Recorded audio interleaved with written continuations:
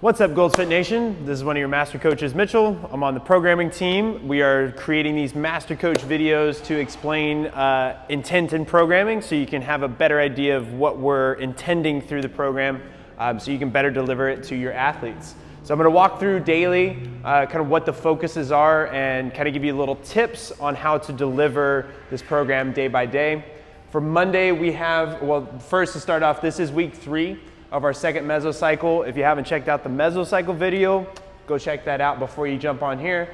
But Monday, we are going to be doing work capacity. Tuesday is hinge, Wednesday is push, Thursday is pulling, and then Friday, we are going to be squatting. I had somebody say we're squatting every Friday. It's not every Friday. Go back and check it. But we're going to start Monday with the work capacity workout. We do have a blackjack tester on this one that is thrusters and double unders, so just be prepped for that skill to teach double unders, and then you're going to be arranging the room and possibly having a lot of people in the room for a partner chipper. So I want you to consider the things that you're going to have to do if people are going to be still a little tense about sharing some equipment.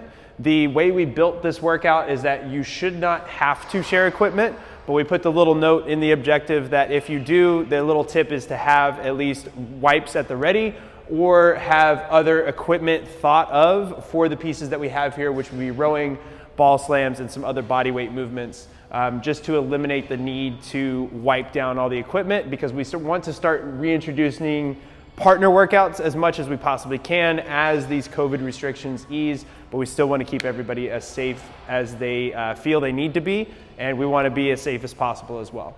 So Tuesday, our hinge day, we're going to be intensifying the swing a little bit with 2 of my favorite swing movements. We're going to be doing banded swings and dual swings.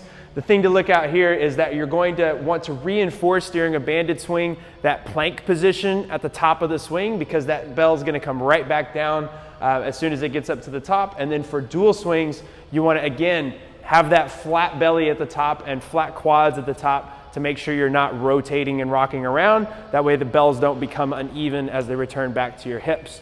Then you're going to also hinge again when you get to the training and do some single leg deadlifts with some other movements, but it will be slightly lower intensity in the training that day than it is in the skill strength, because this is very explosive movement in the skill strength.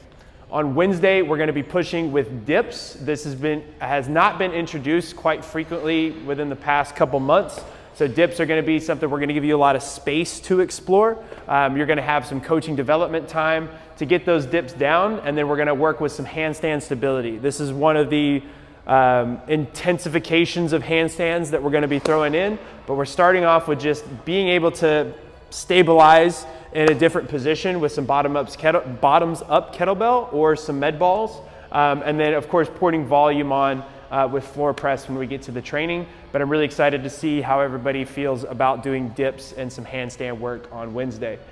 Thursday, we're going to be pulling. From the last cycle, we did a lot of toes to bar in our kipping work. We're introducing our kipping skill with pull-ups. So we're going to do some kipping skill and push the athletes that already can do kipping pull-ups to do kipping pull-ups for the skill strength, but we're going to have a singular focus of just pull-ups in that skill strength on this day, just so we can open up the space and have a lot of time for athletes to develop that. And then we're going to have a long aerobic E5 mom, which is going to include athletes needing to fight for their rest, and the minimum rest that we want here is at least 2 minutes, or is that minimum? Yeah, minimum rest 2 minutes. So we want to push people to complete these E5 mom pieces within 3 minutes so they can have that recovery and make their 3-minute effort more intense.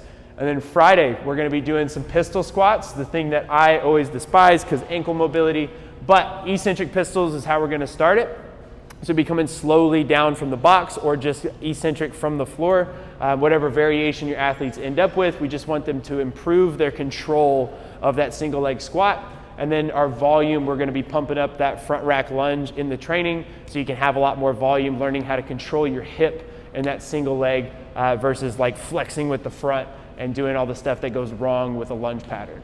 So that is our week 3 of mesocycle number 2. Let us know what you think about the entire plan, and please keep commenting on Basecamp. We're having a really great interaction right now with coaches commenting after each workout. Keep that up, and we'll see you next week.